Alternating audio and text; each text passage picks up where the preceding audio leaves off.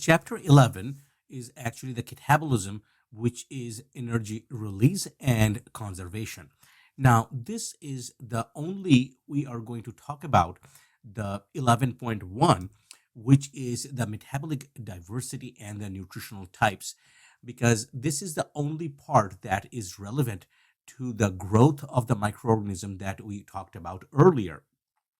The other part about the energy metabolism are, say, for an example, the glycolysis, the fermentation pathways, the TCS cycles or the Krebs cycle, and the electron transport chain, respiration, cellular respiration. These are beyond the scope of this class, and this is usually taught in somewhere else in the biochemistry. So we are not going to talk about that, and it will be just only the 11.1. We are going to talk about some of the microbes. We're going to talk about that, how they evolved over the period of time and the different terms, what to describe them, and how they are basically the product of the Fueling reactions and what we mean by the Fueling reactions and their flexibility with the metabolism. These are the things that we are going to touch here. So basically, just think about that all organisms require energy, electrons, and carbon. These needs are fulfilled in by defined methods, and these are different sources. So before we go into that, the interesting part is that, say for an example, life started on Earth about 3.5 billion years ago, and the mammals rose about 210 million years ago. So what happened is all the mammals actually used organic source for their carbon, for their electrons, and they respire oxygen. But that was not the environment initially when life started. And the initial microbes, the microbial world, they were mainly anaerobic. And then what happened, that there was a great oxidation event that happened about 2.4 billion years ago. And at that time, many of the evolved organisms actually started releasing oxygen in the environment, and the environment become oxic. So then the diversity even went farther, where there were many types of life actually evolved on Earth, which will consume oxygen. But along with that, the original organisms which used to be anaerobes, they also existed. So it was a huge diversity. And basically, the biologists describe the organism nutrition types based on the source of energy, electron, and carbon, and how they obtain this from the environment, and how they use this in the chemical reactions, which we call as a Fueling reactions. So let's take a look at that how we get the different carbon source, or the microorganisms get their carbon sources. So the first group is we call as a heterotrophs. They use organic molecule as carbon sources, can use a variety of carbon sources. So think about that. The mammals we are basically the heterotrophs. We get the carbons basically from organic molecules, preformed organic molecules. On the other hand, the autotrophs, and in eukaryotes, that would be basically the plant, use the carbon dioxide as their sole or principal carbon source. And the autotrophs must obtain energy from other sources. And we are going to see that not only carbon dioxide, it could be other chemicals that the bacteria are capable of to obtain energy from, must from other sources. So not from an organic source. That's the only thing, that they will not obtain anything from the preformed organic source. Those are called the autotrophs.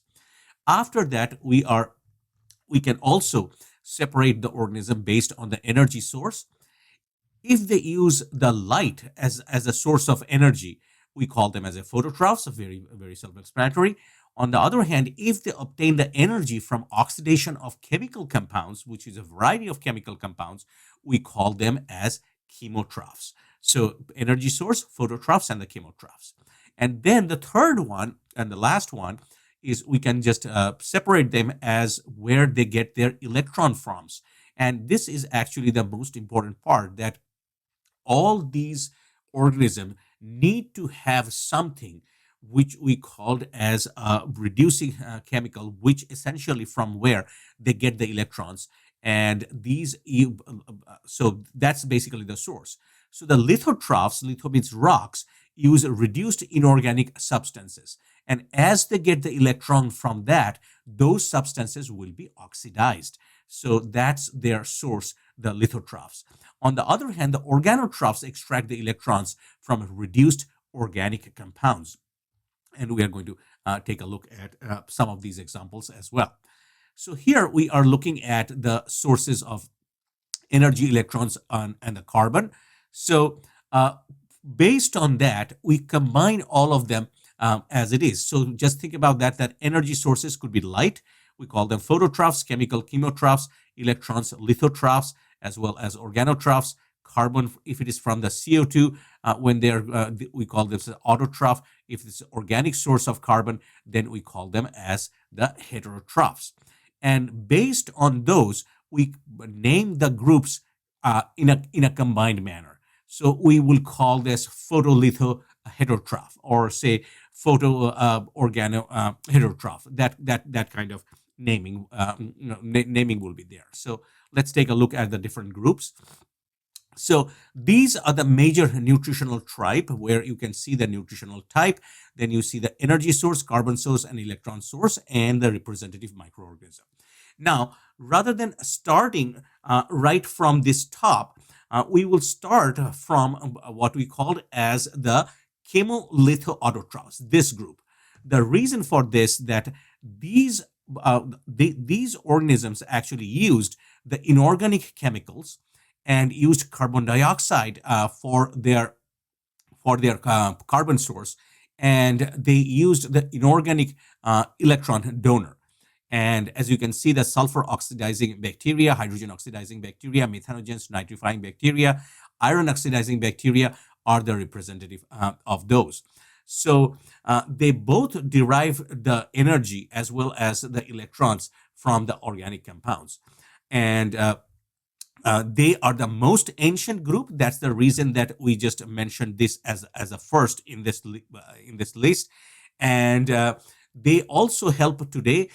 They are in the environment, and they also help in the global recycling of many of the materials. Say, for an example, ammonia, NH3. That H3 is an oxidized form.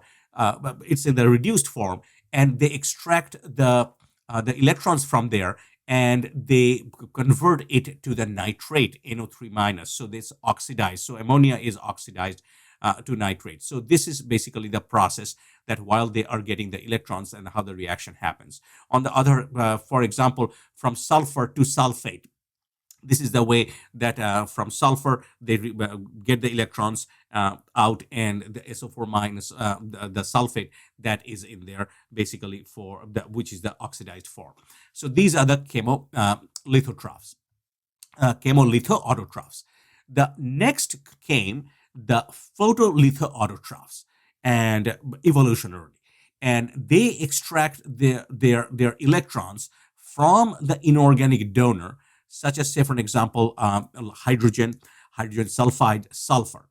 And they also use the source of light, unlike the source of energy in organic chemicals like the lithotrophs, and also use the carbon as their autotrophs. They also similarly use carbon dioxide as their carbon source. And a classic example are the purple and the green sulfur bacteria, cyanobacteria, and the diatoms.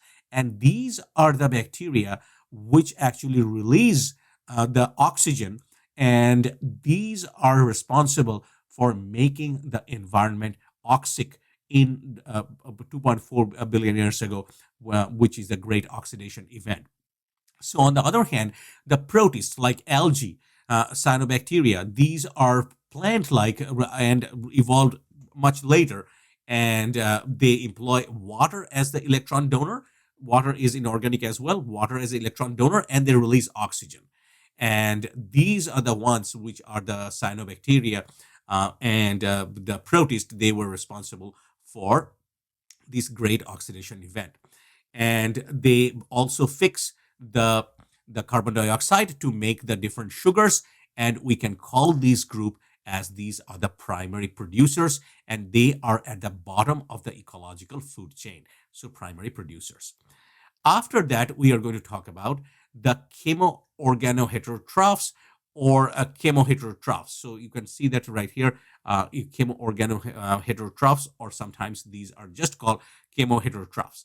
So these use basically the organic chemicals often as the same carbon source, organic carbon and organic electron donor. And they use the reduced organic compound for energy, electron, and carbon source. So all of them come from the same sources. And many of these organoheterotrophs are used industrially because these are the microbes, including most of the pathogens, the fungi, many of the protists, and us. We are all chemoorganoheterotrophs because our source of energy is organic chemicals, preformed chemicals. Carbon source is organic carbon that we eat, basically, and electron source is the same source as the carbon source as well. And there are many of the organisms that are used industrially, say, for example, for making yogurt, pickle, cheese, antibiotics, or for fermentation, for making beer, wine.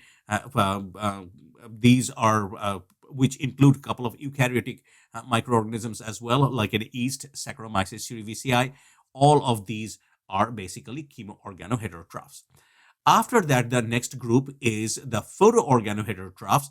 These are few in the nature, few example, and these are found in usually polluted lakes and streams. They also use the energy source. Their energy source is a light.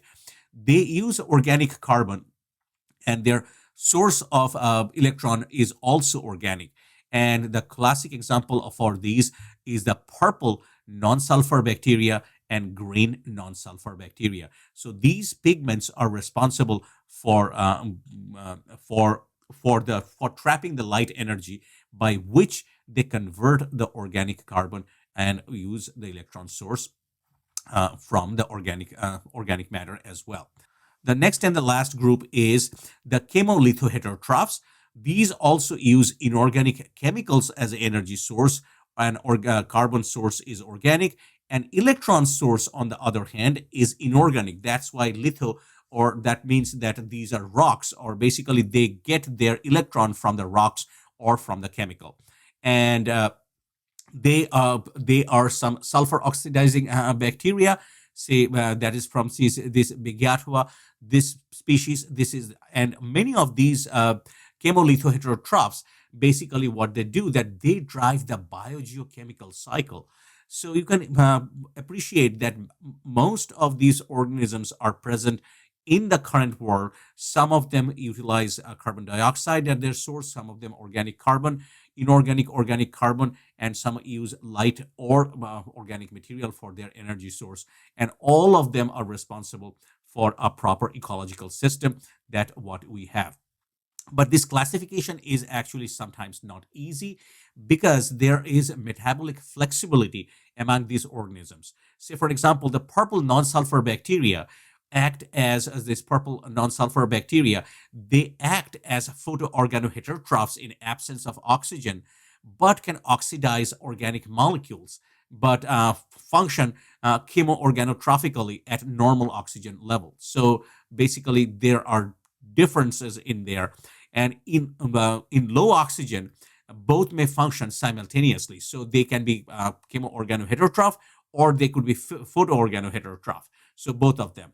So they gain energy from both light as well as from the organic molecules.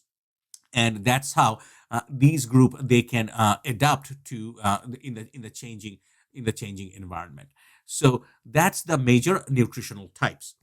So after that, what we are looking at, the fueling reactions, and we have all these different ones. And despite the diversity, the electron carbon sources used by the organism, they all generate three main products. So as we can see that we need these energy, electrons, and the carbon, and all of them ultimately come to build the macromolecules, which are the molecules of life, or organic molecules. And this will build the organism, make the organism function.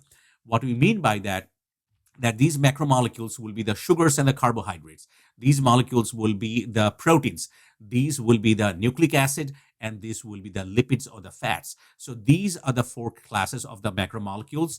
And whatever is received from here, ATP, reducing power, and precursor metabolite, they are going to build these essentially by these processes.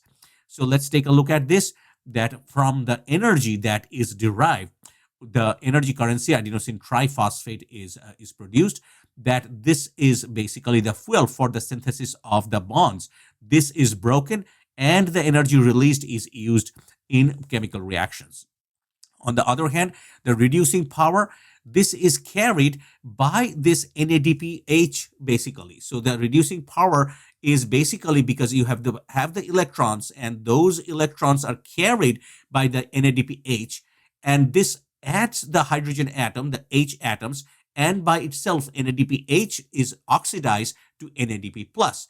Then again, it will go into this reaction to get the NADP plus will become NADPH by receiving the electrons, and that will be again recharged. So NADP basically works as a rechargeable battery. When it's an NADPH state, that is basically the charged molecule that is basically can add the hydrogen atom to build molecules. And on the other hand, when they are oxidized in that process, they need to be recharged by the electrons. On the other hand, the carbons are the metabolic building blocks of the monomers, and they basically polymerize, and they can they will essentially make these macromolecules. And these are the cellular structure not only, but along with that, all the enzymes that are produced by the by the proteins. These are all basically the products. Now, when we basically talk about this, that the generation of the monomers are using this product basically are the anabolic reactions. So there is one exception in here. So what happened that when we do this carbon dioxide fixation, and these are the part of the catabolism, because the molecule is actually broken down in this process. But other than that, this is the catabolism reaction. But other than that, all of these reactions, we can think about that these are anabolic reactions, because the macromolecular, as we are building the macromolecules, think about that. The amino acids are the monomers. Then for the nucleic acid, the nucleotides are the monomers. For the carbohydrates, basically the sugars, different types of the sugars, these are the monomers. So basically from carbon dioxide to this will be a catabolism reaction.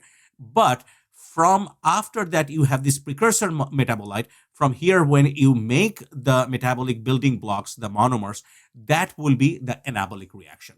So this is just an exception with the exception of that process but when we break down the carbon dioxide in the first part. So that's what I just wanted to point out. And for on the other hand, for the lipids, you make the glycerol molecule and the fatty acids, and we make cholesterol. All of these carbon, hydrogen, and oxygen, nitrogen, and sometimes you have the sulfur, phosphorus. These are the basic building blocks that is received, and by this process, with the help of ATP, reducing power, and the metabolic building block for the monomer, the macromolecules are basically built, and the organisms basically grow. So why this part is I included in the course is that these fueling reactions are happening as the organism grow.